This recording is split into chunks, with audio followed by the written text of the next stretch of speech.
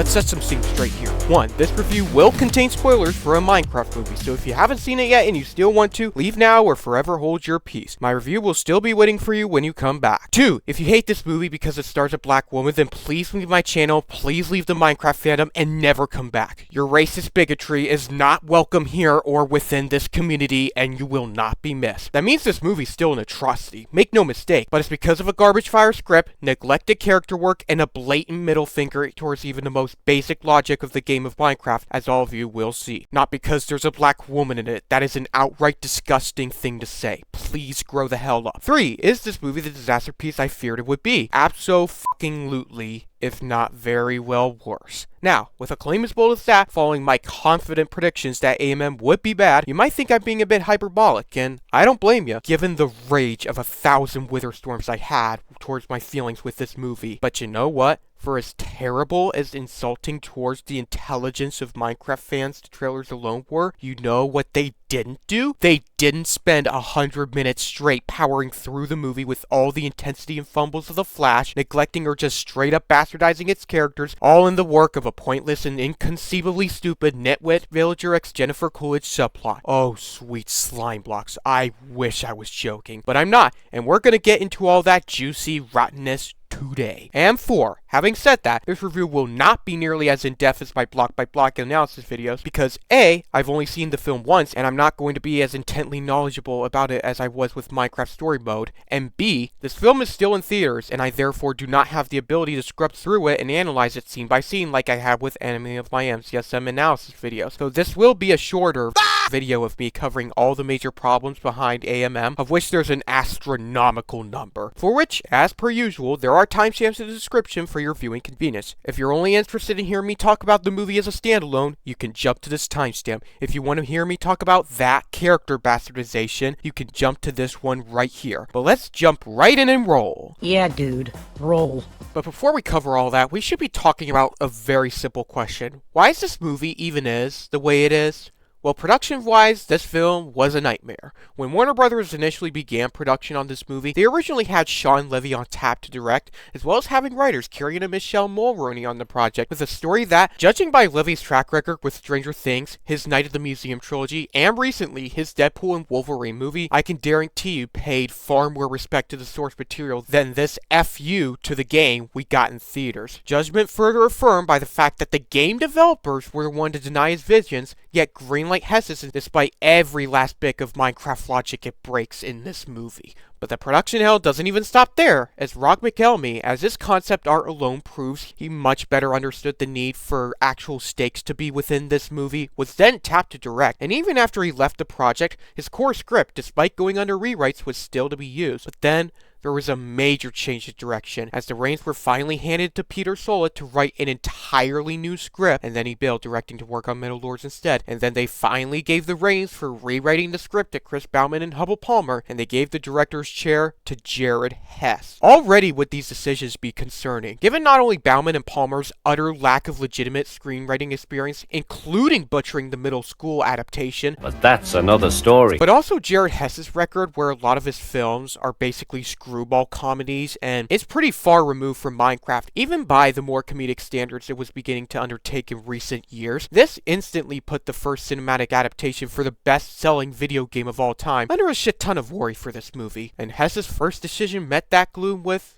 you guessed it, more gloom. It's confirmation that the film would indeed be in live action, which in all fairness, I don't know for how long was going to always be the plan. I'm just bringing that up because it was when he took over that he confirmed it, which it's a decision that requires true commitment to make it work from the audience, given just how much the fans relied on animation to make their projects in one medium or another. His decision to cast Jack Black to physically play Steve, despite literally having Jason Momoa, a bodybuilder much more fit for the role of a character who can punch down trees with his fists, in your cast. His statement that he wanted to make it, and I quote, a fun, ridiculous movie, which had me deeply worried about to what ends they would push that idea. And for anyone trying to use the, oh, it's a block game, so why should it make sense argument with me, we will get to why that doesn't hold up very soon. All the deeply concerning news were all but fueled with a teaser trailer that released September 4th, 2024. The animal designs were abominable. The characters, with one exception for all the wrong reasons, lacked any appeal. The graphical fidelity, whilst you can tell was done with a massive production,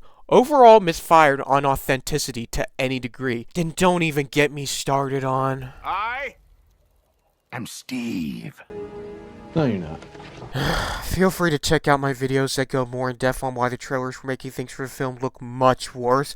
But point is, their biggest sin was how condescending it was clearly being towards the fans who have spent 15 years loving, cherishing, analyzing, and most of all, taking inspiration from or even expanding on the themes of what makes Minecraft the masterpiece of gaming that it is. Whether it be thinking about the game's themes of bravery, using your intelligence and imagination hand in hand to progress through whichever direction you choose, even subtle ones of isolation and single player, the horror elements that never fail to send shivers down my spine even after all this time, or even going the extra route to create a never-ending multitude of fan works dedicated to their love for the game. Fan arts, fan fictions, songs, YouTube videos ranging from clever memes to let's plays to even, as I mentioned, video essays thinking about the game and its themes on a deeper, more analytical level, and let's certainly not forget the wide variety of fan series and fan films dedicated to the game, all of which, guess what, Garrett has? Managed to balance the comedy it had with serious and tangible stakes, wonderful and consistent character development, and a strong passion for the game and world of Minecraft that they believe in. All of which, the premise Garrett Hess championed for was drifting further and further throughout his marketing of this movie from all of that.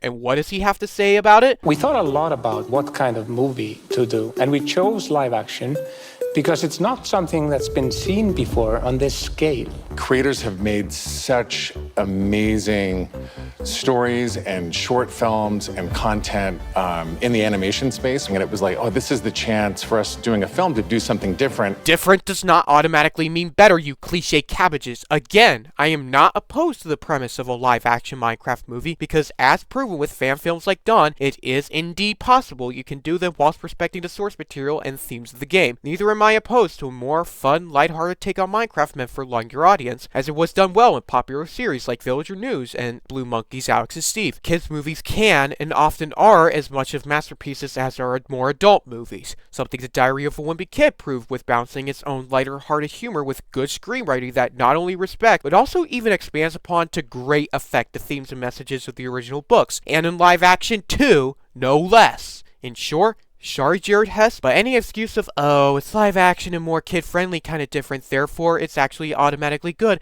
does not hold up under even the slightest sliver of scrutiny. Because so far, all you're doing is proving my point that all of what the fans committed themselves to and believed in has been thrown out the window, trailer after trailer, without a care in the world. And it was like getting poked near the heart with a sharp knife over and over, each time harder than the last, as the reception towards the marketing became way more positive when...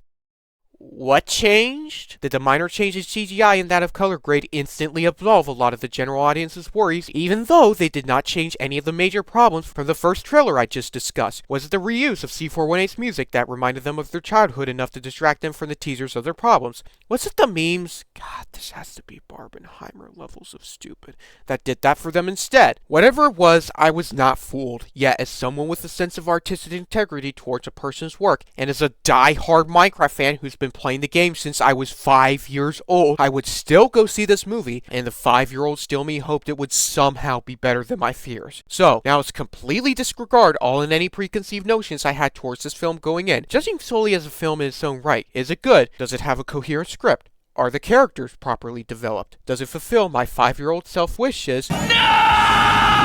No, it's not. No, it doesn't do any of that. Even I was shocked at just how much stupidity the screenwriters and Mojang allowed themselves to get away with, because the script is literally the worst thing about this movie by a long shot, as long as halfway around our real world. Like, where should we even begin with this? I already knew even before going into this film, any good humor the film might have would be severely undercut by Jack Black's expository bullcrap. Like, For goodness sakes, you seriously expect me to believe a seasoned veteran who's been in the overworld for years to be so hyped up by the new toys and tricks of the overworld to have lines like slime block and Don't worry! I'm gonna cushion our fall with this water bucket! Release! that not only doesn't make any sense, given, for instance, he's been in the overworld for years and therefore should have encountered a chicken jockey at least once in that long time and therefore should know how dangerous it is and warn Garrett it's not as harmless as it may appear, therefore it's the exact same reactions a player completely blind to the game would have argument doesn't hold up under the slightest bit of scrutiny, but also severely undercuts any tension those lines that happen during said action sequences could have pulled through. It's total consistency nothing more than a haha funny to these clown reject writers. And even lines I'm almost certain are hammed up to 11 because you couldn't actually think of more clever jokes, such as, This is a crafting table. you certainly would not expect that to that staggering of an extent from the season pro the writers are desperately trying to make you believe is this movie Steve, especially considering we never know if respawning is a thing in this world, therefore these should be very real dangers for all of them. In fact, it's one among many instances where any character development they could have pulled through, even with this narcoleptic caveman looking Steve, is completely squandered by a goofy, out of left field joke. But maybe we're getting ahead of ourselves here. We will address that character bastardization later on in this review. Don't worry. And even with the humor, something other than that stupid expository bullcrap, it staggers me once again just how low they dropped the ball. There is an inane number of adult innuendos in this movie, even some being so painfully obvious, it truly boggles my mind how this movie was approved for PG audiences. Whether it be around the nitwit ex-Jennifer Coolidge plot, oh, we're gonna have to talk about this later down the line, don't we? Don't worry, we will get to that. That's subplot. The close-ups of Momoa's rear end in his negotiation with Steve, even one where Jennifer says point blank to the nitwit, quote, "Why don't you come on to my house for dessert?" Seriously, what was going on in the MPAA's heads when they cleared a joke this obvious an innuendo to be in a kid's movie? On top of the one instance there even is during the action scene in which Steve and Garrett are flying to escape the pillagers, and with Steve riding horseback on Garrett, which should already be impossible given the excessive amount of weight added on top of the wings to a first-time Elytra user, they have to fly through this one tiny gap that a gas fireball just blasted a hole through, else they're gonna either crash into the net and get captured, or smash through the wall and die. And how do they reposition themselves to fly through?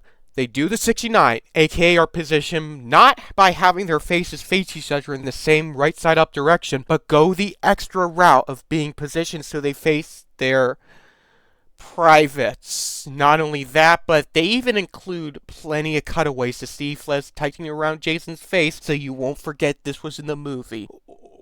Why? Why do we need to see that? Why do we need to see what little stakes the scene had utterly obliterated by this stupid joke? Was there not a single person on the team who saw a problem with this, considering this is literally a kids movie? They're even proudly proclaiming as such. And that's not to say kids movies can't have more mature innuendos here and there. In fact, the Toy Story trilogy's darker satire is one of the main reasons why it's beloved by the masses. But do you honestly think, outside a couple jokes a little more on the obvious side, which mind you, they do not put extra hammering on, that said jokes which serve as double meanings for more mature satire would even closely resemble the idea of the impressionable youth taking away things that they are way too early to understand? No, both the Toy Story and Whippy Kid trilogies understood the line they needed to walk between whether to incorporate darker satire, or satire in general, and focusing on the plot and character work and messaging that truly defines the substance of a film. But you know what Jared Hess did with that line in general with this movie? His tone-deaf self did a fucking pole vault over it. Because let's not forget the other overarching theme of humor within this movie, something I previously touched upon. It injects itself into almost every scene that should be played for tension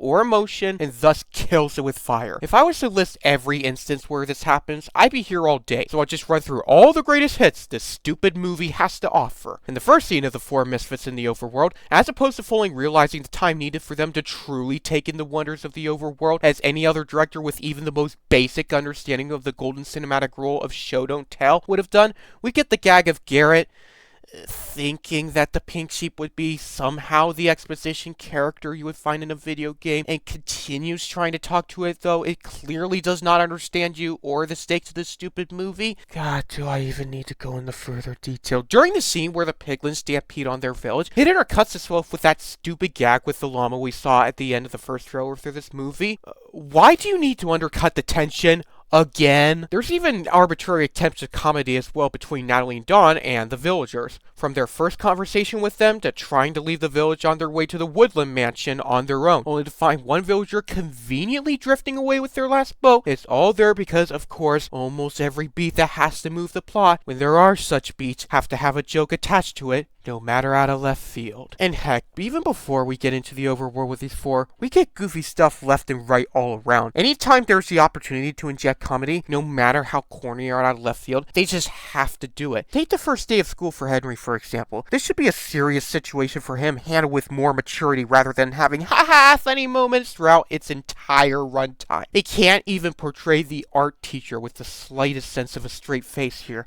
which we'll get much more into depth later. This, alongside many other instances of the other characters being in situations that should have, on paper, a good basis in seriousness, and instead play for haha funny moments throughout their screen time, whether it be Garrett's plotline of his desperation to pay off his debts and avoid eviction, or literally any scene that should be setting the stage for piglins as villains to be reckoned with, being almost completely and unnecessarily undermined by a joke. It runs throughout the entire movie, as whiplash-inducing and rampant as the scenes that should be setting the liver-fluking stage, you ignorant numbskulls. Highly irresponsible, and we'll be touching upon the extent for each and every character very soon. But now on the topic of Minecraft fan pandering, because I fully expected this movie to have a lot of its humor excessively trying to pander with trivia to the fans with the stupid joke of, Are you finished? No, I think he's Swedish. get it? Because Swedish is a Minecraft song and Sweden is where Minecraft was developed? God, just thinking about this thought process does pain with no gain to my brain. Point is, outside of that, as well as a Technoblade tribute, which is kind of endearing, actually, and a Dantedium cameo I couldn't even be bothered to remember for this movie until somebody pointed out where it was, I literally do not even in most of the music, recall any other attempts at fan service for the Minecraft fan. Unless you count copying the plot of Minecraft Dungeons and Legends simultaneously, except much faster and much worse as attempted fan service. Maybe I missed out on a few references, whether they be visual through dialogue, but I largely believe they strayed away from including Minecraft fan service for most of the runtime, much more than I was expecting anyways. Or it could also be, at the bare minimum, any attempt at fan service was overshadowed by the obvious red flags already about that Garrett has made this movie for himself and himself only, and did not slow down for as much as 5 minutes to think about the fans on a deeper level. And my next point of focus does even more to prove that theory, that being the music. Because I would have bet money that they were going to be all In your face! about C418's music being replayed in this film, especially considering the fiasco there was with Warner Brothers striking every video that included his music for no good reason. But as it turns out, apart from playing C418's Minecraft theme at least twice in this film, no such references to his music, or even Lena Raine's music for that matter, are to be found. So it was all pointless theater because f*** Warner Brothers. Because when I have to shout out Mark Motherbaugh's score, I'm not shouting out for being amazing. No, they completely wasted his talent I know he had with the Lego movie for this movie, because it's forgettable at best and ear rape at worst with the musicals. Not only did it once again fail at any immersion into the Minecraft world there still could have been with this movie, but as a score on its own, you literally could have replaced it with the soundtrack for Jumanji 2017 and it would have changed squat. Not to mention the hit songs that play over action sequences that further undermine any tension it could have had. But what would matter had it been changed or cut out are the at least 2 musicals Jack Black does in this movie, because literally, what? Does anyone seriously know how to do musicals anymore? Have they completely forgotten about how it's not performing for an audience and instead about expressing one's feelings in a profound way? And Steve was never, not ever once, this extreme level of goofy and one note with his expository comedy. Yet another example of his character bastardization yet to come. But perhaps we're getting ahead of ourselves again here, so you might want to keep this in mind for later. Just do, alright? Just do. But even with the staggering extent of praise I'm seeing with this movie, a pretty common criticism ever since the test screenings was that it was horribly written, and I can indeed confirm to you that the script is I can't even begin with how abhorrent it is. Not only in how much of the Minecraft world building it utterly annihilates, but also how it fails in almost every scene to stand on its own 2 feet as a story. But what appalls me the most is the disturbing number of people out there who not only decide that dumb fun is more important to them than a well-written script, but also those who go as far as to claim, oh, come on, it's a block game for kids. That's already ridiculous on its own. Who needs a story that depends on making sense on its own with that? If I hear one more person make that pitiful excuse, I'm going to blow a gasket. Because if you're using that logic with me, I want you to please think about this. If you're arguing that having a lighter, more comedic tone instantly absolves a film from making sense of its own internal logic and compared to the Minecraft universe, why is it that fan-animated Minecraft series made by fans such as Element Animation and Blue Monkey, which clearly had the almost exact same tone this film was vying for, made a clear effort to respect the source material and not leave you scratching your head with breaks in logic every 2 minutes? Oops, uh-oh, sounds like your own logic as well as your head contradicts the Minecraft fandoms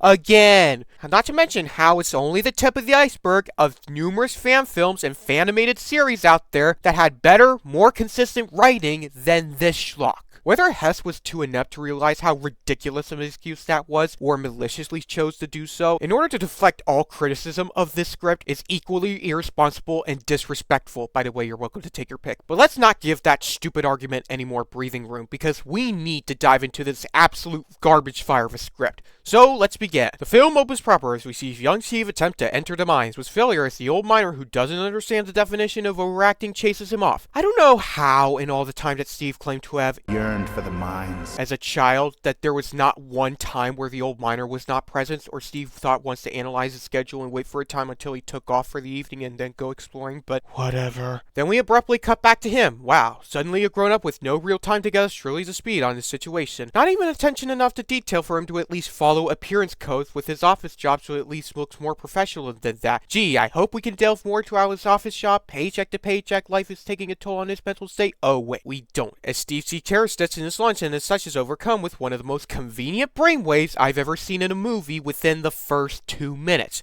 Like, literally. Had it been any other lunch that didn't include the stupid carrot sticks, he wouldn't have remembered about the cave, which he shouldn't have forgotten so easily anyways, given how much as a child he claimed to yearn for exploring it, and the whole movie doesn't happen. So Steve dons some miner gear and goes back to the mines only to face— What? What is going on here? The same miner, not only conveniently the exact same one we see in the flashback, but also literally decades have passed and he's still kicking around like that flashback was yesterday? What, are you gonna tell me that Steve just happened to magically grow up super fast? Because even if so, then he has even less of an excuse to suddenly forget an ambition he's yearned for all his childhood. Awesome. We've not even gotten to him conveniently discovering the 2 pieces needed to assemble the portal to the overworld in the same day, and already the script has blown formidable-sized holes in its plot. So then he hops through the overworld, which he, as a complete stranger to it, conveniently names with no rationality whatsoever presented behind his decision, but whatever. So he sees the story absolutely bulldozed through our time of his wonderment and creativity of the overworld as he builds his paradise. Please remember this for later. And outside of one of the few cause and effects moments where Steve gets surrounded by moths from the outside and deducts he needs help in fighting them off, hence his taming of Dennis, which by the way, he has no tame tags and therefore should not be able to name him just like that. Not once do we get any moments of Steve facing other significant struggles, either with the overworld or his own isolation for the real world, throughout the montage of him building an entire amusement park, which ultimately makes the contrivance already present that Steve would have never, not ever, in the mad dash he almost certainly would have been on around the overworld for more resources to finish his amusement park, ever encountered this stupid nether portal harder to swallow than it is already. Fantastic. Please keep this contrivance in mind for later. So then Steve lights it and walks through the nether. Oh, but wait, we're not even through and we're not even done yet. Because you're telling me, with the massive armory we later see Steve have in this movie,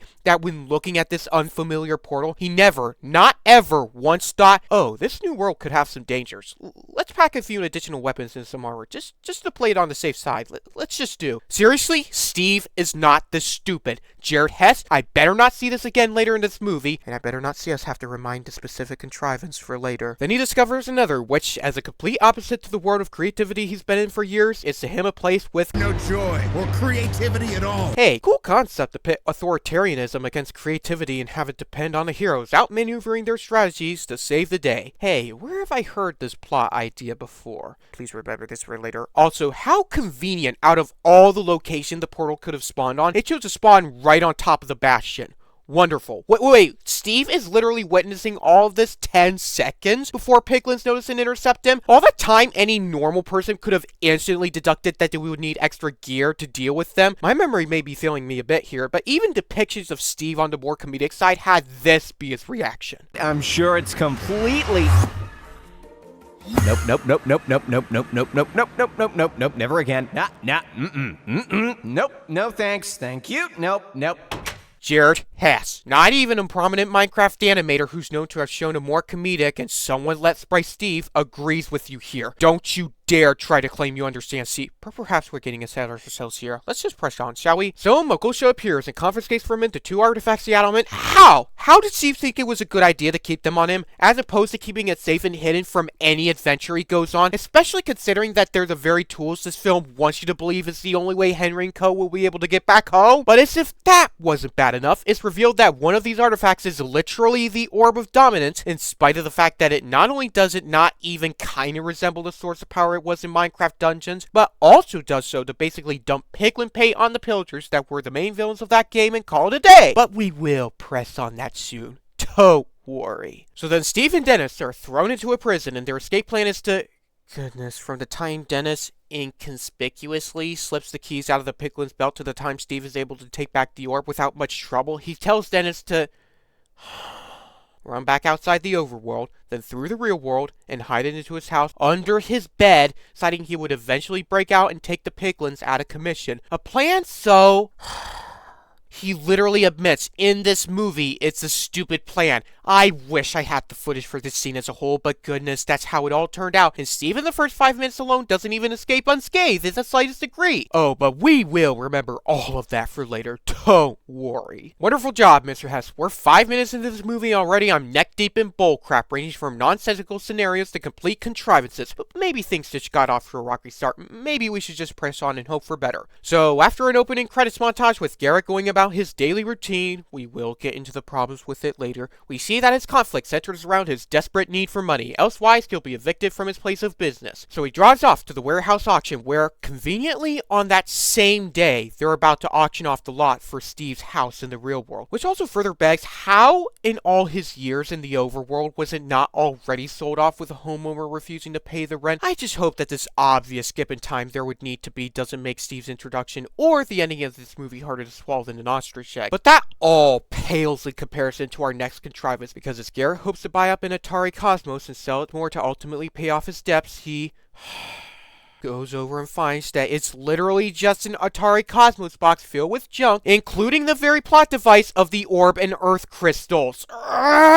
Putting aside the obvious contrivance there would be that this guy would somehow not literally check the inside of the box to make sure it's still there. What, are you telling me he wouldn't have to? Oh, get out of here with that nonsense. If you're telling me he would literally not do what pawn shop and thrift store owners would normally do and check to make sure what's in the box is still there as well as its condition, he'd be out of business within a week. That word of mouth would kill him instantly with that level of negligence. But even putting that aside, how unbelievably convenient it is that out of all the boxes that stupid MacGuffin could be stored into, remember all Dennis did was roll it under the bed, that it had to be stored in the exact one a video gamer like Garrett would be attracted to and buy up. Would certainly be unlucky if it was literally any other box or other place in this whole movie wouldn't even happen at all. So after more haha funny stuff depictions of Jason Momoa's situation, we move to Henry and his sister Natalie still fresh off a tragedy in the family with their mother passing away. An actual real strong premise for a film, which I certainly hope doesn't get sidelined in the long run. The two move next door to Dawn, a real estate agent who's warm to them and also has a mobile zoo. Largely just to insert another meta joke to itself on how haha funny the Minecraft animals should be, and also to set up her one and only important role in the story, but we'll get to that later. We then have Henry routes to school, which, of course, on the way, includes none other than Garrett's arcade business. How convenient are we gonna get? Because it's literally thanks to that convenience that this entire rest of the movie is able to happen. Like, I, for one, have a hard time personally imagining how Henry could possibly bike his way to school and have it be on the way, let alone have to think he would have enough time to meet with Garrett and still not get marked tardy for school, especially considering how early school usually starts, but whatever, I have way bigger fish to fry with this stupid school scene coming up. Like, there's already the teacher I touched upon, but this film, pretty much like practically every modern piece of entertainment, doesn't even tackle themes or scenes of bullying right. Why Henry goes off task is only to serve the purpose of this one scene and is seldom touched upon again. How on earth would the art teacher be allowing him to construct this stupid jetpack? Wait. How would a teenager know how to construct a freaking jetpack well enough that literally the only thing stopping it for being a success was some stupid ass negligence on his part, in tandem with other stupid decisions he makes later in this movie? And how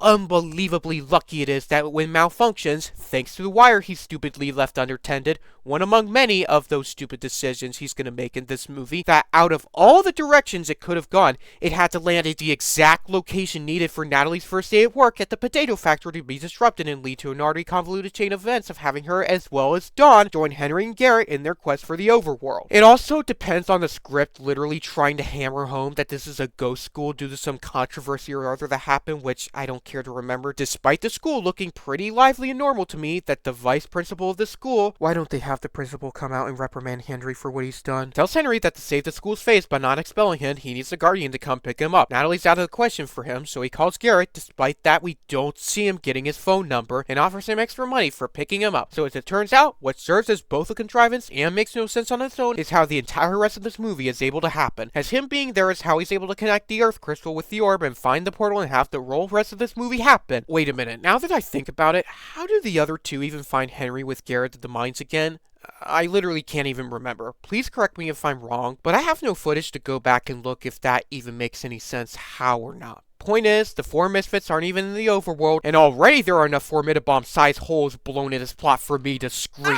So then, the foursome enter the overworld, and after the stupid sheep scene I just touched on, we enter an action scene which sets a huge red flag for the nonsensical action that will define this stupid movie. First off, it starts when it suddenly turns night. How did Moyang not see a clear as day blatant problem with this? This is supposed to be an adaptational story of Minecraft, not a music video where you can get away with fast shifts from day to night. A full dusk or dawn cycle lasts 2 minutes and 10 seconds. Steve himself says in this film opening, day cycles last 20 minutes, so how did this happen? But that pales in comparison to the convenient spider jockey squad with all the skeletons, not just one or two, but all of them having flame bows and all being able to show really close to the four from above and really far. And as someone who has played hardcore Minecraft to the point I always choose it over survival mode nowadays, I can say with confidence that that's not how things work. A, there's absolutely no reason the mob should be this OP, given this is supposed to be vanilla Minecraft, and according to what this film wants you to believe, only objects from the outside world can translate to what are known as mods in the real game, meaning there's no reason the Spider Jockey Squad should be there except for astronomically unlucky odds of them spawning. 2. Their range is way too far from the foursome to be accurate to how they work in the game. They can shoot far, but the distance as seen in this movie is way out of their 15-block range.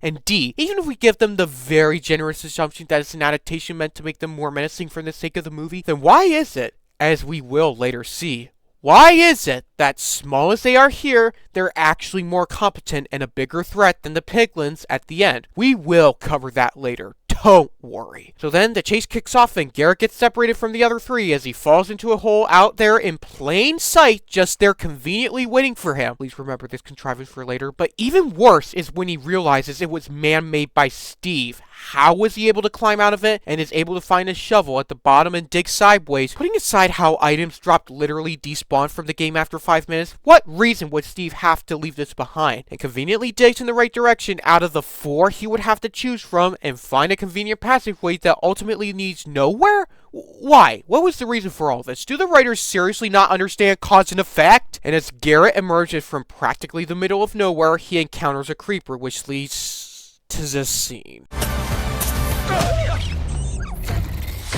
Oh my gosh, I'm so sorry.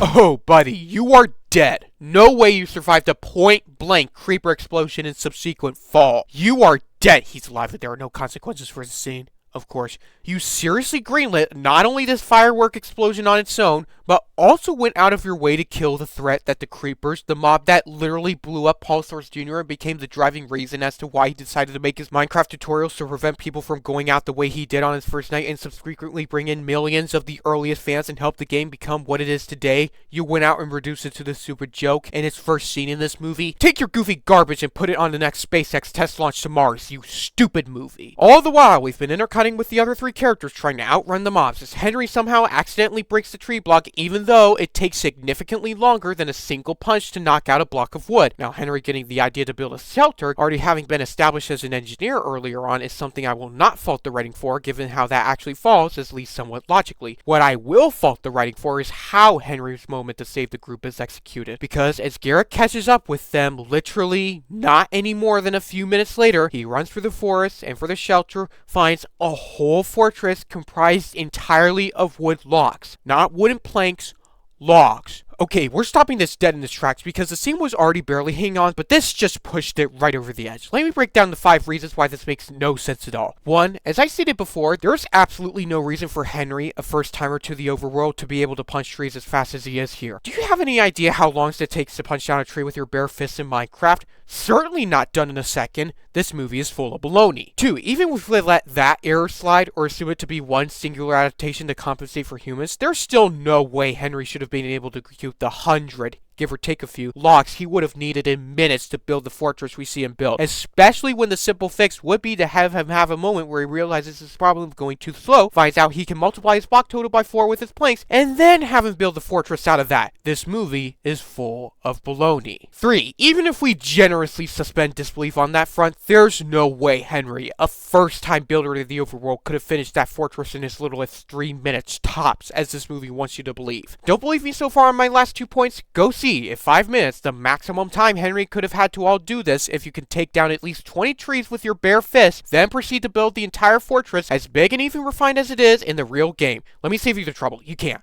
There's no way. Best case scenario, the clock will have run out before you can gather 4/5 of the logs you need. And if you want to assume that Henry had Dawn and or Natalie help him chop down the trees or build, let me just show you the scene that'll cancel out that theory. How's he doing that? I don't know, but it might work. Go, Henry, don't slow down, bud. Don't slow down. You can do this.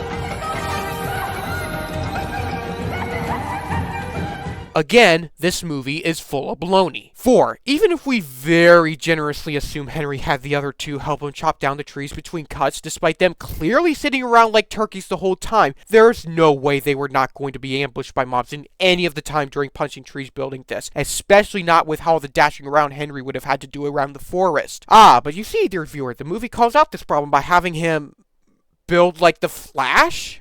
There's no way. Not for a first-time player like himself, or even if he was a pro, it would take way longer for him to be building a structure of this magnitude than this. And he doesn't even stand on the walls to finish it? How? How is this happening right now? This movie is full of baloney. 5, even if we throw any and all logic aside for how Henry's able to build it, once again, Garrett was within the perfect distance needed to get to the fortress in time, and picks the perfect direction as well. Again, this movie is full of hippity-dippity baloney. But we're not even done with the stupidity yet, because as Garrett finds them, Henry has to dig his way through to seal him off from the armada of mobs outside, and as he does so, a creeper comes up at the closed wall, and one of the spider jockeys suddenly reappear to have them shoot the creeper with his flame bow and have it blow up the wall and let the monsters in. How? Putting aside the fact that hitting creepers with a flame bow only causes them to take fire damage. Remember, this is not a case of MCSM where hitting a block of TNT with a flaming arrow would actually cause it to blow up. And the fact that skeletons in the real game are only able to shoot and hit mobs whenever the player is standing behind them. If you want to make the argument that the skeletons cleverly know that a creeper explosion will be all it takes for them to get inside the fortress and hence be able to get to the foursome, well, as we'll touch on this later, the piglins have even less of an excuse to be as incompetent as they are. As Henry runs up with Garrett, the zombies are literally right on their tail. I don't know how, given a player can easily outrun them, and Henry either doesn't think about trying to block the staircase instead or ran out of blocks to do so, yet had the perfect amount for the fortress to be as polished as it is. Whatever, so they're about to die when from out of literally nowhere comes Steve.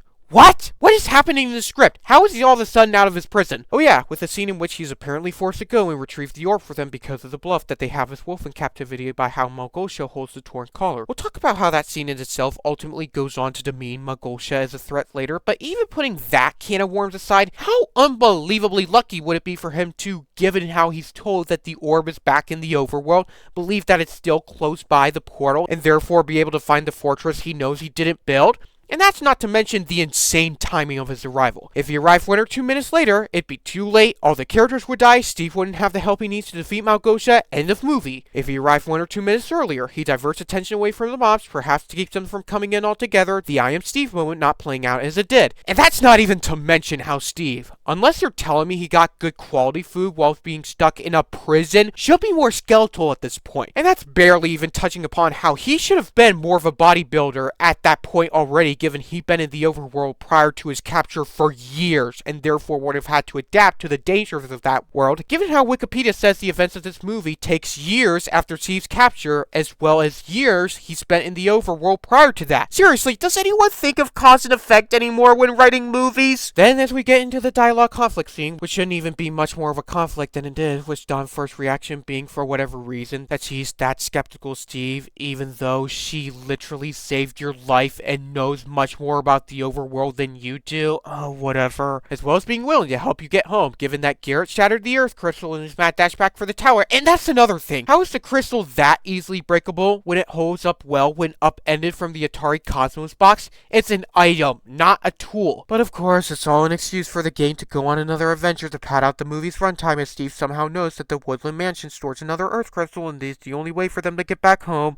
Of course, even though a nitwit villager is literally able to walk back through with neither the crystal nor the orb just fine. Don't worry, that stupid subplot is coming up with its own section soon. So the lot heads on over to the village, where you get conflict scenes between Henry's desire to stay in the overworld and Natalie's refusal, as well as those on Garrett's desperation for treasure in the term, money conflicting with Steve's mission. Gee, I certainly hope we won't have problems with them later down the line. And after more ridiculous stuff with a crafty table that clearly should not be able to create something as elaborate as buckets with a chain with how random his dumping of the material is, we get another scene back in the Nether where the problem of piglins in the overworld, something I was inherently worried about going into this movie, is addressed here. Now, I will give points to the film for both the scenes in which piglins try to chase after Dennis in the overworld and ultimately can't because they get zombified in the beginning, and at the end of film where the orb's power is able to have the Nether come to the overworld. As we know, it's not a new concept either by Mojang or the fans, and they're zombified again when the orb is indeed recovered. But then with this scene, I have to retract a lot of those points where it's explained by Malgosha to General Chunkus that they're able to use Nether wart to survive the overworld, which ultimately begs why on earth they didn't just take piglins with plenty of Nether wart.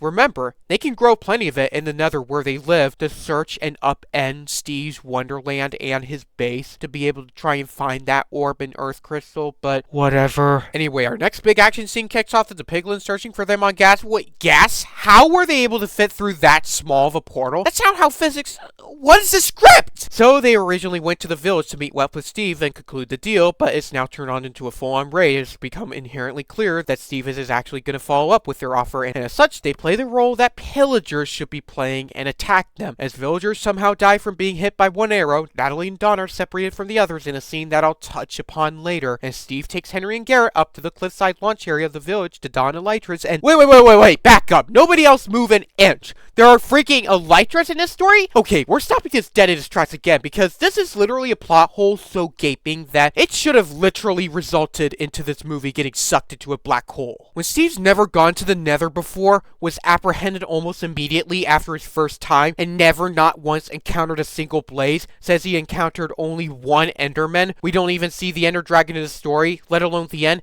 and he has not one, but two elytras? What? What are you talking about? And even if we give the very generous assumption that Steve was not only able to find the Ender portal without the Eyes of Ender, but also find one with the beyond rare chance of having all 12 Eyes of Ender inside, think about how he would have entered with how we've seen him enter the Nether portal with no thought as to taking any precautions. Because if the End portal was the first one he went through, with that mindset, he wouldn't be able to go back until the dragon was defeated, and he literally would have been killed instantly by the dragon. Oops. Uh-oh. Sounds like you blew another F-bomb sized hole into your plot. Despite what the wiki tries to claim for this, you expect me to believe that Steve would have had the foresight to go into the end properly prepared and armed, yet not do the same for the Nether? And if your counter-argument to that is, oh, he probably respawned after getting killed then, got better armed next time, and defeated the Ender Dragon and got the Elytras, well, first of all, we never know if respawning is actually a thing in this movie, and second, if it was, then there's no logical way Steve would have looked at this portal to a new dimension and not have the thought cross his mind that he should probably gear himself up even after what happened last time. But fine, let's give the very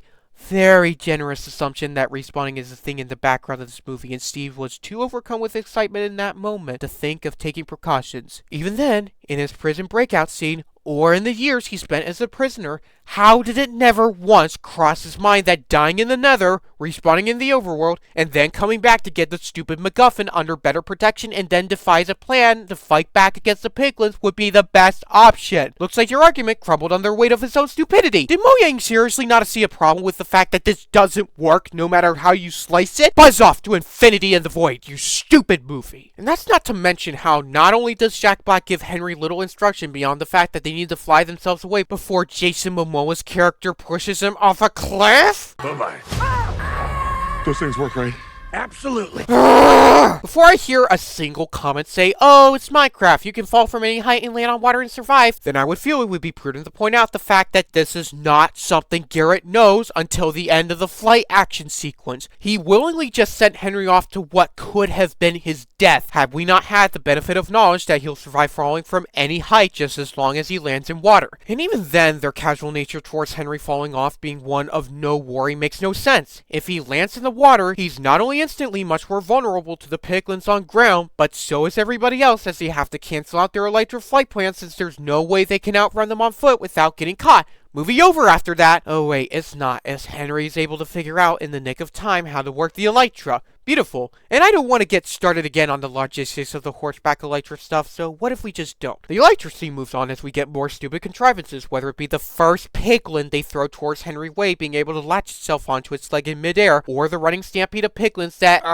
now we're just resorting to these villains just teleporting into the scene? They're not Endermen. There's no way they could have known their plan ahead of time enough for them to be patrolling the mountains, and there's no way they could have run faster than them when they're on Elytras. And that's not to mention how the stupid scenes end, because even though Henry cleverly aiming himself to dodge at a place where the gas fireball would need to hit to create a hole for them to be able to avoid a net once again, what escalates to what was a suspension of disbelief with how it was deep enough for them to fit through turns into a suspension of insanity where they're not only barreling above the bamboo forest at breakneck speed and are barely even able to control themselves and just so happen to position themselves at the exact trajectory and speed needed to land on this small patch of open land, but also change the water bucket MLG so it conveniently cushions all of them. I can guarantee you that the blatant discrepancy was made for the scene, where the simple fix would be to just have Steve push out the water earlier so the water spreads out from the 1x1 patch and initially creates enough to spread out a bigger space for them to land. You know, like the game has its physics. So then, as we cut back to Natalie and Dawn, we have them conveniently find Dennis, who, mind you, no longer has an owner and could not have possibly been instructed by Steve to find them, all when they're ambushed by a skeleton. Also, wolves are not immediately this aggressive towards players. Why Jared Hess thought this was necessary, I'll never understand, but moving on. So we have to go in the complete opposite direction of the mansion with the main three onto the mines, all to further pad out the runtime, when the simple fix would be to just have Steve remind Garrett of the fact that their lives as well as the mission are in danger no matter how they try to negotiate with the piglins and therefore don't have time for looting unless they're put down. We'll get more in depth on this stupid subplot later, but it's a plot problem so troubling it puts the convenience of Axel finding and switching the potions to MCSM for his own wealth and thus entirely derailing Ivor's plan to absolute shame. Oh, but then one of the Great Hogs finds the group and they have to get out there by means of minecarts. Putting aside the contrivance I've already gone over with how astronomically fast the minecarts go with how the power rails are distributed, we get a scene which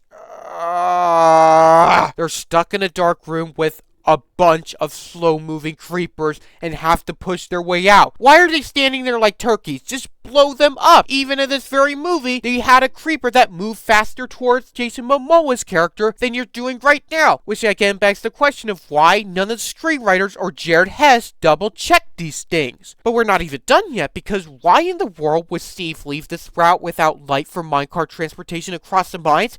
Who wrote this? So then, after that scene, we venture back out to the Woodland Mansion and somehow get there well before Natalie and Dawn even do. Like, I know they're not as inherently familiar with the overworld and the mansion's location as Steve is, but with Dennis now on their side who's able to smell, with the long trek the other three now have to get to the mansion, since Steve said it was the other way, and especially given they should be closer with how they were at least pointed in the right direction by Steve, but whatever at this point. We move into the Woodland Mansion, where their plan is something not only astronomically stupid on its own, but also something that the Illagers should have never fallen for, because they are not this stupid. They just aren't. They wouldn't have been this stupid in the original game. They certainly wouldn't have been this stupid in Dungeons. They wouldn't have been this stupid enough at all to fall for the saxophone and mushroom hat performance. The instruments shouldn't even exist here, because not only is it never explained how Steve possibly could have crafted them for this very specific situation, but also because they should literally be mods from the real world, you self-contradicting slime blocks. Long enough for Henry to sneak his way in, there would be way more security than what we got here. Seriously, did either of you out-of-touch grandstanders ever enter a Woodland Mansion in Minecraft? And that's not even to mention how poorly thought out of the design feature having the armory/storage room closed off with the door if no Illager can even open doors?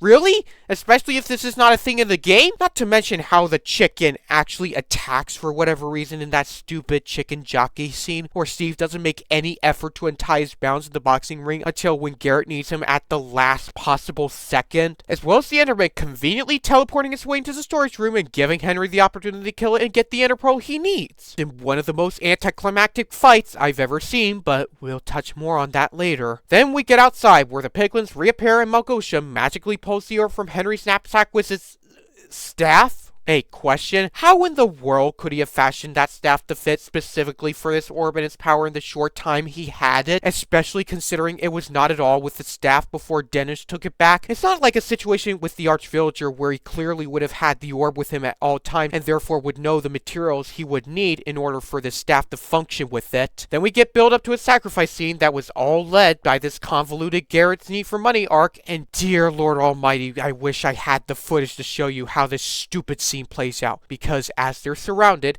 Garrett is able to somehow have the superhuman strength necessary to throw Henry onto the platform as lifted by a gas, especially considering he couldn't even take on a baby zombie. A goddamn baby zombie! Without help from Steve. Steve somehow slime bounces himself across, even though both Minecraft and MCSM made it clear that you need to jump from a higher surface to have a bounce far enough to fling him as far as he was flung in this scene. But if this wasn't bad enough, Jason decides to sacrifice himself to apparently hold off the piglins, even though if he just jumped on with the other three, he'd already be out of reach with the piglins anyway that are aground, and they therefore only have to worry about the ones that are up there being lifted by the gas. But whatever at this fucking point. Much as he tries to jump off the bridge to hold off the piglins, with how close he still was to the explosion of the TNT, he should be dead for real this time. Same goes for Steve and Henry. At the velocity they were thrown into the ground as they tried to escape on the gas lift, they should have been, if not dead, at the bare minimum in serious need of food and healing when they're being intercepted by Natalie and Dawn. Oh wait, they are. A good day's sleep is all it takes for them to get back on their feet. Also, kinda strange that their shelter is that cleanly built with glass panes, beds, ladders, trapdoors, and all, considering we've seen neither of them learn how to build or craft in this movie, and you literally could have had more scenes of them learning how to do so if it weren't for that stupid nitwit X-Dells for cool subplot, but we will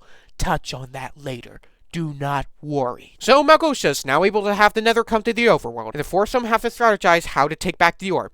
Hey, Jared Hess, your blatant please clap moment for Jax Black's first we mine, then we craft, let's Minecraft. Putting aside the obvious cringe with that, might have actually landed better had you actually spent time on the characters growing and having strong arcs to this point where they're ready to take on the Piglin Armada, because MCSM, even with some of its own flaws, actually understood the assignment better for developing the team for such moments of cool dialogue. And we're almost to how the characters were treated in this movie. Don't worry. So then we get to the build-up of the climax, with them somehow gathering the extensive amount of materials they need before the piglins can even reach them, including Dawn's admittedly smart deduction, being she, the mobile zoo woman, the one to retain Dennis, that they would also need reinforcements in the form of wolves, and for that they would need bones also to be able to distract the Great Hog from getting to Henry when he would need to take out the orb. Also follows, at least somewhat logically, for once in this movie. Less smart is how Natalie literally does squat after helping Henry build the golems and fighting with her diamond sword. Also, shouldn't Natalie and Henry also be equipped with armor since they're fighting in, you know,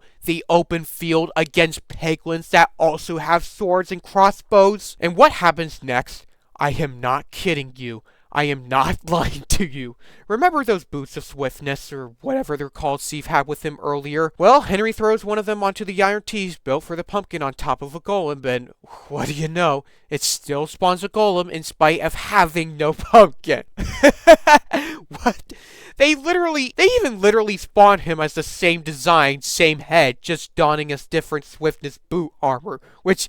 Please excuse me whilst I cackle uncontrollably. Actually, it's something so bad, it's actually kind of funny in this movie, so I'll give it that much. But all that absolutely pales in comparison to our very next clear discrepancy, that being Malgosha stating that, quote, iron golems will only attack when provoked. As someone who has personally tested this hypothesis myself with hand-built iron golems against piglins, I can tell you that's not how that works at all. Whether Jared Hess was too incompetent to double-check this simple fact or purposely chose to ignore it just so we can get the gag of the one lone piglin shooting at the golem seconds, we're talking seconds, after hearing Malgosha make that statement for a cheap joke, is equally moronic and absolutely demeaning to whatever threat the piglin army could have pulled through. You're welcome to take your pick. So, fighty final stuff happens, and nothing I haven't already gone over drags it down, i.e. both the horrendous visuals and the lack of an epic or even Minecraftian score, before we get one of the most comically illogical and nonsensical payoffs I've seen in any movie ever. So nonsensical, in fact, I wish I had the footage to show you what I'm talking about,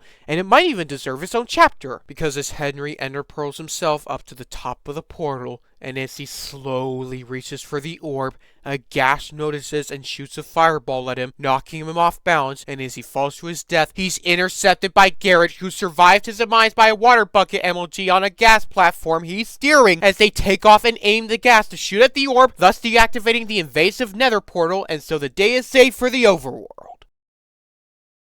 What? What in the flying f*** did you just tell me? Are you kidding me? Who wrote this? Who approved this excrement of a script? Is this real? Am I watching something approved by Mojang? Do you even need me to explain to you why this doesn't make any sense at all? Well, I can, and I will, in not one, not two, but 8 reasons. 1. Why in the world did Henry take that long to reach out for the cube? He has at least a good 20 seconds after getting up there to nerf pull himself up, grab the orb, done! Climax over. Could have done that in 5 simple seconds. Why did he just stand up there like a turkey gazing out at the orb? Was he given the script ahead of time so he'd know about this payoff, or what? 2. How unbelievably lucky it was that Garrett picked this exact perfect moment to show up, especially considering we don't hear or see of him in any prior shots, not even a few seconds before the so-called payoff. Certainly would be unlucky if you were a second too early or too late, or somehow miscalculated the speed or trajectory at which you were steering the gas. Otherwise, Henry would have gone splat, Malgosha would have most likely won, movie over. 3. Steering the gas? How? How does he do it? It's never not ever explained in this movie. What, we're supposed to believe that Garrett, an almost complete stranger to the overworld, was somehow able to coup the gas, one of the most aggressive mobs in the game towards players, into following his orders, all on his own? 4. A question even on the most dim-witted viewer's mind should be, and rightfully so, how did you survive towards Garrett? Ah, but you see, dear viewer, the movie calls out this problem by Garrett's claim that he, quote, used that water bucket trick he learned from Steve, which, in isolation, could follow logically, given we have the knowledge that he crafted the buckets with a chain earlier in the movie. It's only when you think about it for more than 5 seconds when you realize that this cannot work, because between Garrett learning that trick and his, quote, sacrifice, at no point do we see him fill either one of his buckets with water. 5. And even if we did have, or we can just assume there was said moment of him filling his buckets with water, it still doesn't answer how you survived an explosion that close to you on the bridge. Seriously, if it's somehow your pink jacket that has that great of a blast resistance, as proven not once but twice, you might want to contact Batman. I heard he's looking for blast-proof material for his newest cape. 6. Again, how is Garrett steering the gas, let alone being able to aim it exactly where it needs to be aimed and order it to shoot at the portal? That's never not ever explained or touched upon again either. 7. While Hess is correct in the fact that gas fireballs can disable nether portals, what fireballs cannot do is blow up obsidian. And it's not even a case of the orb exploded so hard upon being its power was able to blow up obsidian. We see fireballs hit obsidian and see it crumble like netherrack, even though gas fireballs can't even blast through stone. Why exactly was this needed? Was it incompetence or malice just to pull through a cool grand finale explosion? Again, whichever it is, equally moronic. Again, you're welcome to take your pick. And 8. Even if we throw aside any and all logic of how this scene comes together, you know what instantly undermines its payoff before you even step into the theater room? The fact that the third trailer revealing that goodbye scene proving his survival. Did I mention that this movie was full of hibbity-dibbity baloney? Alright, we're speeding through the rest of this plot. I can't take this anymore. So the day is safe, we get more jokes that undercut both Malgosha's zest and the attempted messaging behind it, and the emotional goodbye scene, the subject of both I will touch upon soon as they have more character and messaging focused problems. Before Steve rejoins the rest in the overworld, they all help program a game based on the world that draws in the customers needed to get Garrett's business back up and running. Begs the question on how they were able to afford the supplies needed to build it when practically every character was to one extent or another thin on money, unless Dawn was doing well enough on her real estate career to cover that, even though they never actually explain it. Speaking of which, as Dawn also abandons her real estate to go full-time on her mobile zoo and have Dennis as the main attraction. Okay. Natalie opens self-defense training classes out of almost nowhere. We will explain that problem with her character. Henry actually learns to keep a watchful eye on his jetpack this time. Steve and Garrett co-own the business, and after one final dance, everybody lives happily ever after. Oh wait, but they don't, as this movie teases us Alex yet can't even show the Ender Dragon. Not to mention how she instantly buys that this complete stranger that just showed up at her doorstep was the previous homeowner. She doesn't ask for proof. What if he was just trying to say that so he could be able to come into her house and rob her or something else horrible? But we have Steve head into what is now Alex's home as this garbage fire scripted mess of a movie finally fucking ends. What an absolute train wreck of a story. Whoever cobbled this schlock together and called it their final draft should either be taking serious remedial courses on creative writing or be barred from working in the creative industry ever again. And that's not even mentioning that stupid subplot. And that still is coming up. And I'm also just extremely sick and extremely angry of how the internet's losing its mind over these memes so much that at least 1 and 2 reviews don't even talk plot or anything of legitimate substance when reviewing this movie online. Like, my head was in my hands reading each 5-star review to the point where I actually entertained and am still entertaining to an extent the idea that this was all a massive bot farm by Warner Brothers to make the film look better than it actually is, with reviews that just literally say things like, great movie, or chicken jockey, and call it a day. Like, does a plot where it has one job and that's to make sense on its own 2 feet not matter anymore to today's audiences? Are you kidding me? This is the state of modern Hollywood, folks, and that ain't ever likely to change soon unless we finally all realize how far we're falling. Now, I will concede that if it was solely the story and overall presentation, visually and by soundtrack, that was broken about this movie, and so long as it still had good character work and executed meaningful messages well, that I could have just labeled it as isolated stupidity that doesn't tarnish the brand as adapting very much and move right along with my life. Kinda similar to Pixel, but here's the thing. At best, the character work is underwhelming, and at worst, it's sloppy as hell. All of whatever potential there was left for them to still be good, utterly annihilated by the work of a nitwit villager ex Jennifer Coolidge subplot, no less. Even the strongest character out of the bunch, Henry, helped largely by the fact that Sebastian Hansen gives the best performance out of the entire cast in this movie, who struggles with his creative spirit and ambitions for engineering, with the moments he does get,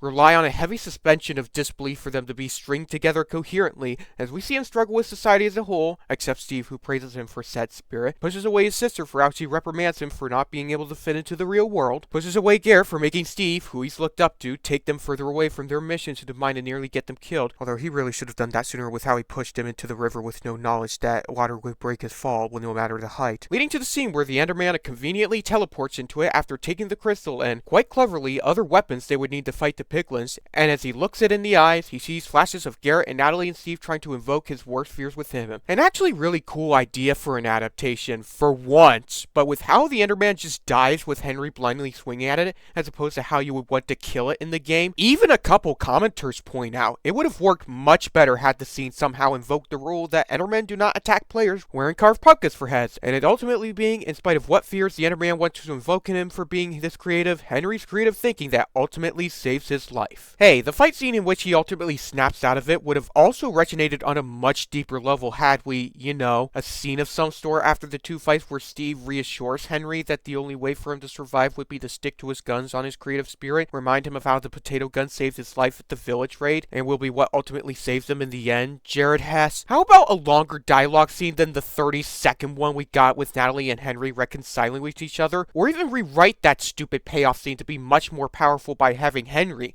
the one who stuck to his guns the most on his creative spirit, be the one to ultimately make the final move to defeat Malgosha in the end. Just maybe not have him stand there like a turkey, or have the movie center on his story, not Garrett, and not waste so much runtime on that stupid subplot so that we can focus more on Henry and Garrett's conflict as well as Henry's with Natalie's. Speaking of which, Natalie's character, actually, if you were to cut her from the movie, almost nothing would change. Her overall actions in the climax don't really go beyond helping build the golems and fighting the piglins with her diamond sword, which infuriates me way more than it should, because putting aside how the actress is actually doing the best with what she's given, considering when you look at how things are set up following the tragedy of their mother passing away and it being solely on her to assume the responsibility of parenting Henry, her own story is actually really hard for her when you think about it. On top of the job she has to balance with that, her story is actually really hard for her. And we see it in those early scenes when she's trying to help Henry through this difficult time. You can even feel the massive regret in her eyes when she snaps back at Henry at the village, reminding him of how little he fits in the real world, which could lead one to assume she would also get a good handful of moments regretting her decision and would further strengthen her resolve beyond who she was at the beginning to get them all home. But literally all it takes is for a separation and Henry nearly dying for them to reconcile in a 30-second scene and is never brought up again. As someone who grew up with an older sister who I looked up to for a lot of my youth, in spite of our own conflicts and hardships we faced, which mind you, did not end in 30-second conversations like this movie wants you to get by on, and who's also helped me become the person I am today,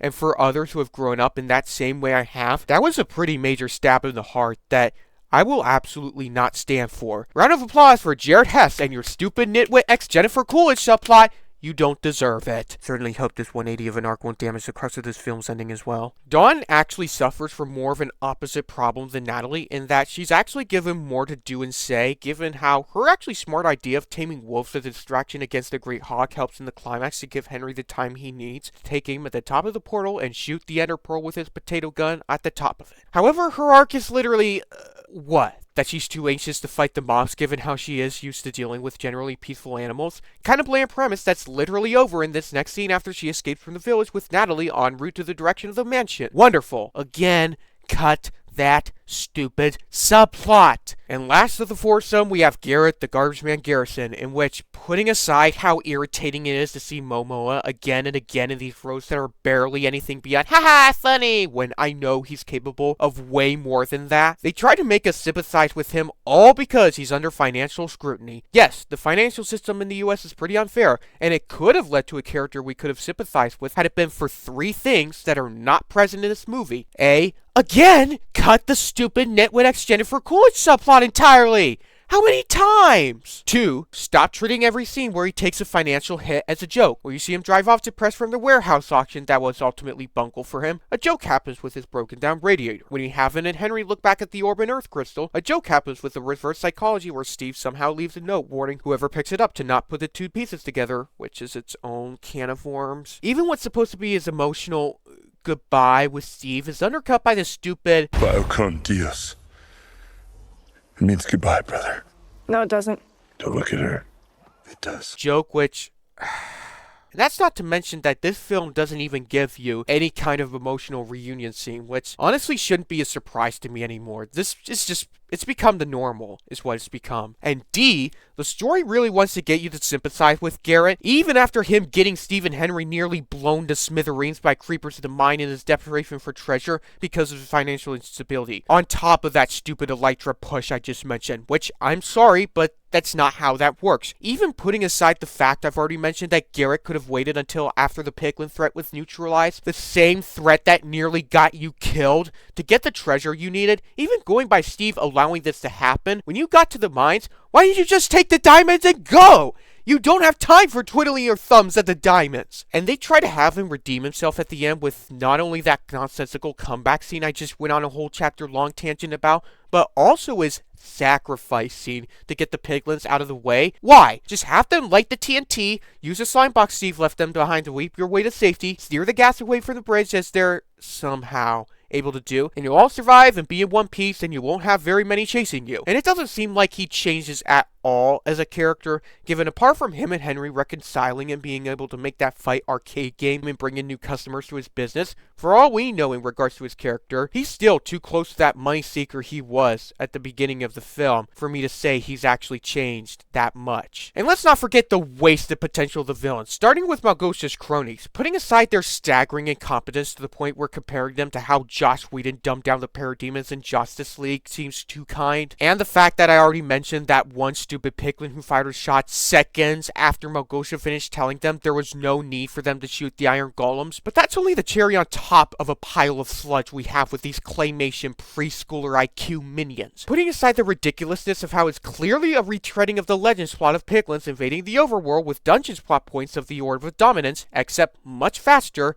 it's also much worse, as they show no menace at all in the story, as literally the Enderman in this movie shows more menace in that one scene than the piglins do in the entire movie. Remember how we had that menace within the opening cutscenes of Dungeons alone, with both a showcase of the Archvillagers' power and the ruthless nature of each raid the pillagers did on the villages? Not only are Henry and Natalie, with no armor, able to take on each piglin one at a time in the film's climax, not only because they're too stupid to, take both of them on together, but also because they literally offer squat in terms of resistance against the pair, in comparison to their relentless energy and their willingness to work together in the game! And that's not to mention, remember that Elytra action scene and how they have to aim and fly through the tiniest of holes to escape? Well, as they successfully do, the piglins on the gas keep on chasing them until they smash through the net! What? Even if their plan with the hole failed and they either smashed into the wall or were forced to turn around, what reason did you have for doing this? All you had to do was keep a good enough height above the net to prevent them from flying away from it without taking yourselves out either. Also, they take the Great Hog, literally the main antagonist of the Minecraft Legend franchise, and where we should have seen him have a more epic battle with the Swift Boost Golem, he's literally taken out with one flip by getting distracted. Awesome. And if I hear one more argument saying, oh, come on, they're piglins, they're supposed to be dummies. Well, one, they're obviously not, as both the game, Minecraft Dungeons, and even Minecraft Legends proves, but two, fine. Let's assume that we never had any prior evidence to the contrary. Let's see how far we can push that narrative of the piglins being dummies. Obviously, so just to serve plot conveniences and make some cheap laughs. Let's see how far we can push that narrative of their stupidity before one would finally say, okay, maybe you've gone too far with it. You see what I mean? Also, General Chungus, what can I say about him, except in spite of how he's actually the only competent piglin, to the point he would have actually been able to capture the three had it not been for that stupid Elytra plot hole. And Malgosha herself is a villain so horribly underdeveloped and unthreatening, it's actually unbelievable, even by the tone this movie is clearly trying to set. When even the Great Hog from Legends, possibly Minecraft's worst spin-off game, was not only much more menacing, given he wasn't bogged down on a stupid backstory, shows all of the silliness there is with the character, with nothing menacing or anything we see of their takeover? Literally what? You show us a flashback of Malgosha getting ridiculed by the rest of the piglins for wanting to be creative and being forced to work in the mines, but we can't even see the horrors behind how she took over and therefore show her as a tangible threat? Take your editing and direction and trap it in the basalt deltas of the nether, you stupid movie. And that's not to mention how incompetent she is on her own, given how she never, not once, in the years Steve has been held up in prison, suspected anything going on with how he's befriended the other piglins until the plot calls for it, and dies in one of the most dragged out and ill-timed comedic beats I have ever seen. In which her own persona of being someone who hates creativity is not only almost certainly blatantly copying that of Lore Business from the Lego movie, but further undermines the themes this movie wants to showcase to you and how she could have been what happens if you choose to give the world hell for immediately dismissing your creativity rather than keeping on with who you are. Sort of the tyrant that Henry or Steve could have become had they not stuck to their guns on their creativity. Remember when Minecraft had villains that were not only a clear threat on their own, but also truly called on the protagonists to change their ways and evolve as characters to defeat them? But worst of all is the missed opportunity there was for Malgosha to have united the mobs of the Nether Fortress like Blazes and Wither Skeletons to join him in invading the overworld. Like, for a plan of that scale, commit already! What's even worse is how never, not ever, in this movie can they show or even reference either one of the two major bosses in this game. Even when there are, like, Elytras. What?! So freaking dumb.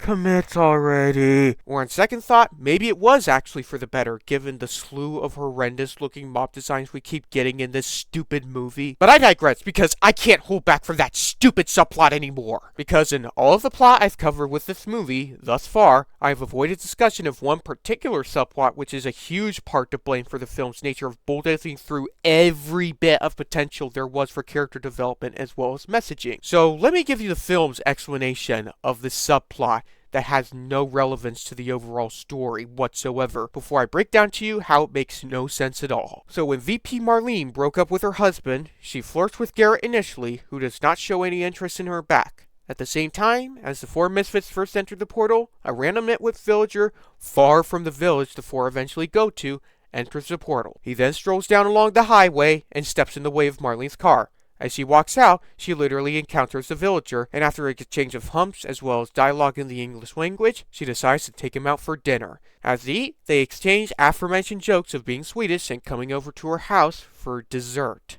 Then literally 24 hours later, as the movie's wiki page clearly states, we see Marlene and said villager conversing with each other, both in English this time. Marlene's husband, revealed to be the art teacher at the beginning of the film, shows up.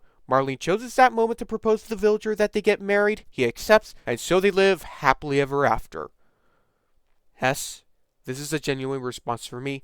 Kindly, how fucking stupid can you get? Where does the nitwit come from? How was he able to wander off from the village? How was he able to pick the perfect time and place to do so? How unbelievably lucky it is that he picked the perfect highway and perfect place to be rammed. Of all cars by Marlene's, how did being rammed by the car not kill him? How...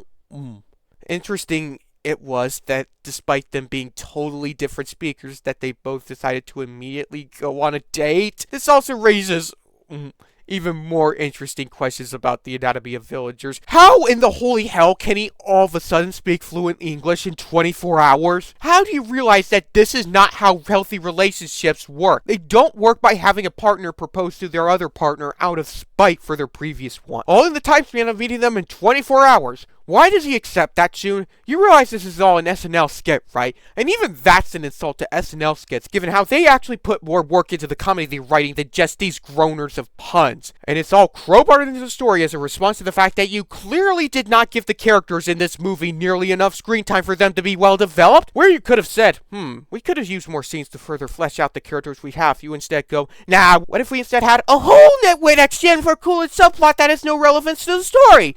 Like, it's for that reason, most of all, that this sounds like something I would include if I was trying to pitch an intentionally bad Minecraft movie. And whoever wrote and approved this stupid subplot and included it into the final draft should be barred from ever working in the creative industry ever again. But all that absolutely pales in comparison to what this film does to Steve. Yes, folks, we're finally there, as the one shot left this movie had to nail. The one job it needed to do failed so badly I actually had my hands in my head to the theater to the point where I thought this entire thing was all an elaborate prank by Moye. And that's the merciless bastardization of Steve. And I'm tired of hearing the same pitiful defenses for how he's been characterized, such as, oh, come on, he didn't have a personality until now. How is he bastardized? Well, let me explain it all to you right now. And in case it wasn't clear, we're gonna disregard most of his physical appearance for it and focus solely on character. Steve, since the beginning of his time in this game, has never been a perfect player. Yet, for most of how Mojang's shown him in the trailers, he's been depicted as competent, adventurous, and actually capable of smart decisions. Sure, they depicted him as being a little more on the clumsier side in more recent trailers, but that was still the character that I, among millions and millions of other players, grew up with and loved. The game's themes are most important here, being that he is the main player and was for the longest time, until Alex came along sometime around 1.8, as well as several more that Mojang added a couple years back, because the game's themes here of wanting the players to move beyond and achieve the highest level in the long dream of life, not the short dream of a game, are what ultimately define Minecraft to be the very quintessential experience for many that encouraged them to move beyond their shell and out into the real world and finally commit themselves to doing wonders in it. Because 20 years from now, as the final quote in the Minecraft end credits points out, you will be more disappointed by the things that you didn't do than the things that you did do. So it encourages you to step out of your comfort zone using your bravery, your intelligence, but most importantly, your creativity in order to do so and to explore, dream, and discover. It's a profound, beautiful message executed to brilliant payoff after all the build-up the player has spent towards what they would expect to be the common goal of a game, that being to defeat the Ender Dragon, and how the player can use their persistence and intelligent decision-making and their creativity to move forward with their real life and change it for the better, for themselves and for those around them forever. And then, this stupid movie came into the picture and bulldozed through all of that beautiful substance. When the movie doesn't focus on the rest of the plot, which functions on luck and impossibilities only, or as already underdeveloped or straight up aggravating characters, or slazy and often tone-deaf jokes, we get a character so far removed from all of that for which Minecraft stands for, yet still barely hang on to them just enough for the film to try and use them in ammunition against the dissenters. It actually fills me with all the heat and intensity needed for me to dig a hole to China and back. Steve's been, as the film's wiki page literally admits, in the overworld for years. He should not be this stupid. He just shouldn't be. No serious Minecraft player, let alone a person who believes this world has real consequences for them, as Steve clearly should, given, again, we don't even know if respawning is a thing, should be as stupid as they are here. For anyone trying to pull the, oh, come on, he's supposed to be stupid and silly because he's a newbie to the overworld, well, no, because he was in the overworld for years, and therefore he should know just how unpredictable and how dangerous the overworld should be. How did it never, not ever, cross his mind the idea that he should most probably bring tools and armor with him to the nether portal, just as a precaution in case this new dimension he's never stepped foot into before yields new and or worse dangers than the overworld. Not to mention, you literally could have just immediately stepped back through the portal when you saw how dangerous it obviously was, and then get the necessary supplies. If he had actually learned anything from those dangers of the overworld, he most certainly would have faced in the years he spent in it, whether it be through mining in the caves, exploring the overworld, or fighting mobs at night, etc., etc. After spending years in the overworld again and have him just not be this astronomically stupid, the whole movie ceases to function the way it does. He doesn't even need to be a wise man to think this. It's basic logic. Not to mention how him, somehow, being able to write a note in the nether with the orb warning whoever attains it to not connect it with the earth crystal. What? Isn't it reinforcements you need to be able to get out of the nether? The piglins only have one orb. Doesn't sound like they'll be able to invade the real world either. Also, with both the years he spent way more active, building stuff left and right, fighting mobs, mining, exploring, etc., etc., Steve should also be in no way still as fat as he is. Unless you're telling me he somehow addicted himself to exclusively enough sweets like cake and pumpkin pie for most of his entire diet, his body build should be way closer to that of a bodybuilder's. Again, literally cast Jason Momoa as Steve. Problem fixed. On top of what I've already gone over with how he should have been way thinner in that prison he was stuck in for years. And that's only the beginning of this movie, because every time we should see Steve do something amazing, it's ruined either by plot contrivance or by a lazy joke. When he suddenly teleports onto the tower, admittedly awesome as that scene was in isolation of him going to town on the zombies with his bare hands, it's lazy contrivance of how he was able to get up there literally for the perfect time for this scene to even happen at all. Where we should have seen him use all the intelligence he's attained in the overworld, including getting captured by piglins for not going into the nether carefully, to devise a plan to get them all in and all out of the woodland mansion as effectively and efficiently as possible, a joke happens with this stupid mushroom hat plant that runs on the most ridiculous luck and could have gotten them all killed. Especially as this Discord user points out, when there are much easier ways to infiltrate the mansion that I can guarantee were ignored for the sake of having the stupid chicken jockey joke included in this stupid movie. Even in his entrance to the final climax, what should be the epic fight scene we've been building up to the entire movie is undercut by both Steve purposely looking even goofier than I feared in this armor, and him ultimately miscalculating where he needs to land from his jump attack to hit Malgosha.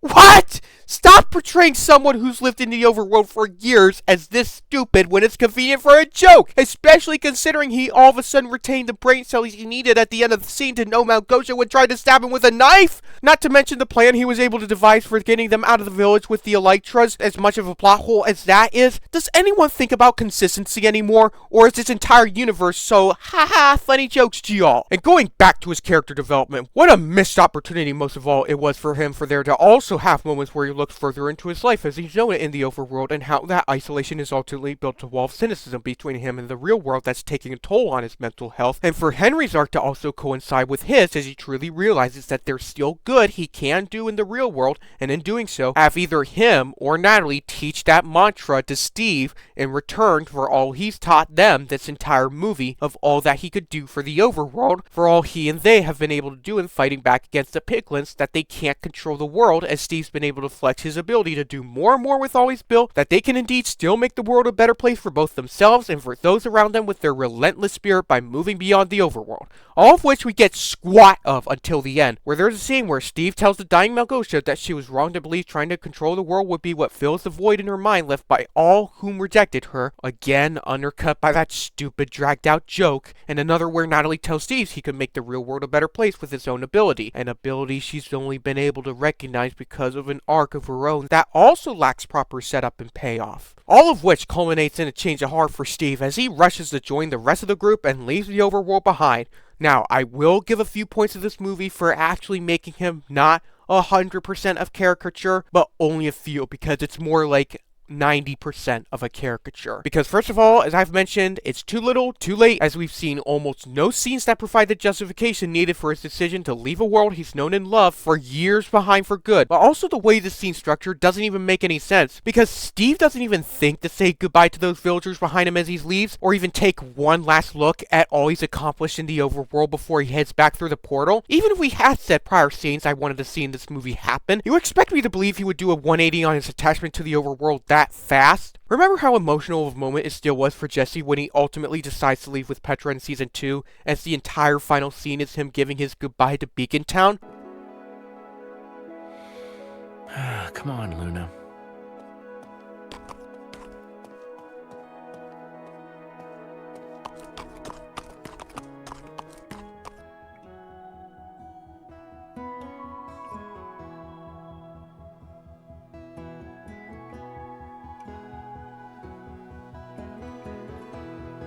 Bye, everyone.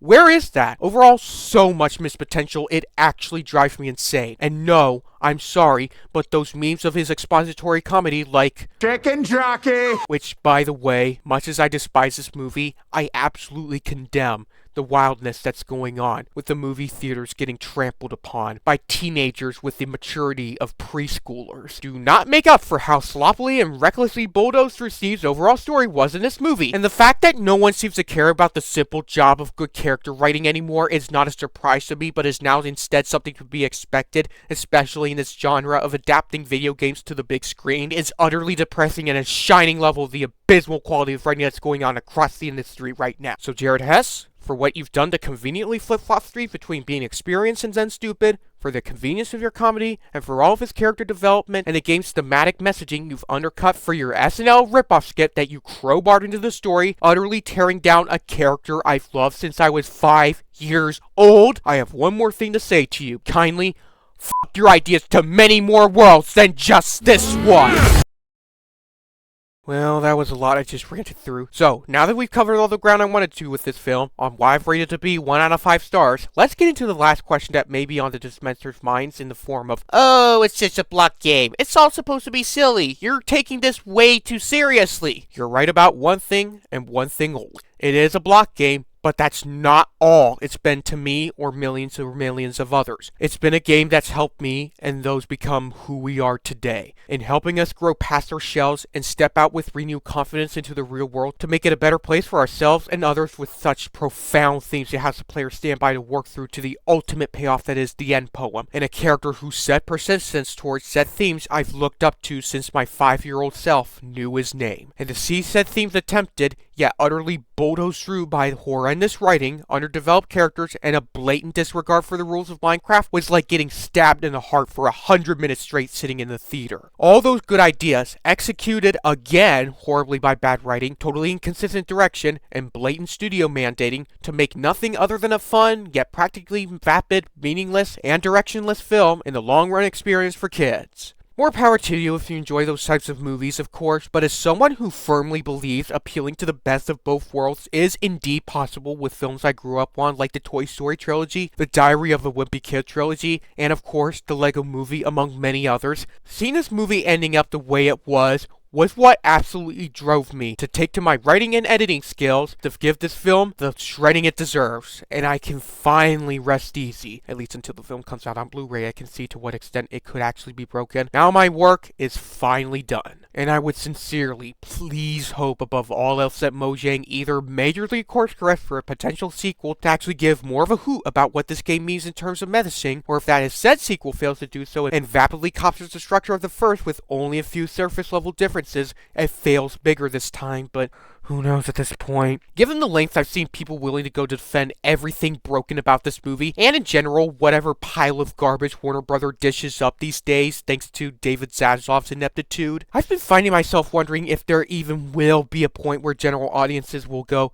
okay, maybe you've gone too far this time. But if there ever was such a point, an aforementioned rushed and lazy sequel piggybacking entirely on the first movie, which is indeed possible still, given Zaslav's dysfunctional leadership of Warner Brothers, it could be what finally does it. Or maybe it'll just get review bombed. In which case, one final reminder that if you're outraged over this movie because a black woman is in the cast, I don't want you on my channel, we don't want you in the Minecraft fandom. Please leave. So long, adieu, you won't be missed.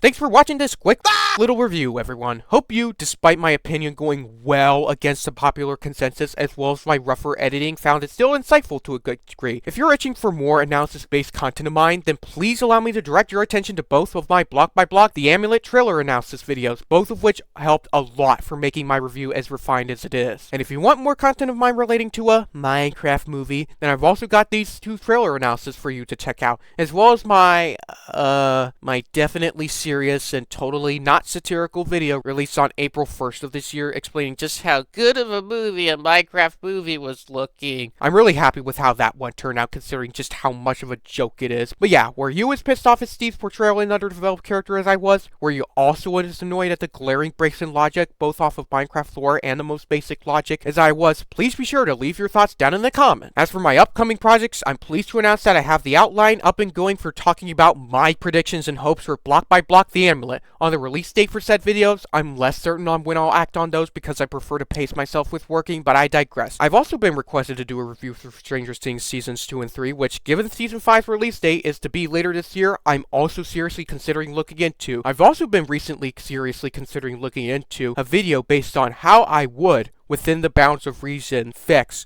this stupid movie that we just reviewed. Now I ask y'all, what else would you like to see me cover on the channel? Be sure to leave your thoughts down in the comments and I'll be sure to take them into consideration. Thanks for watching, so long for now.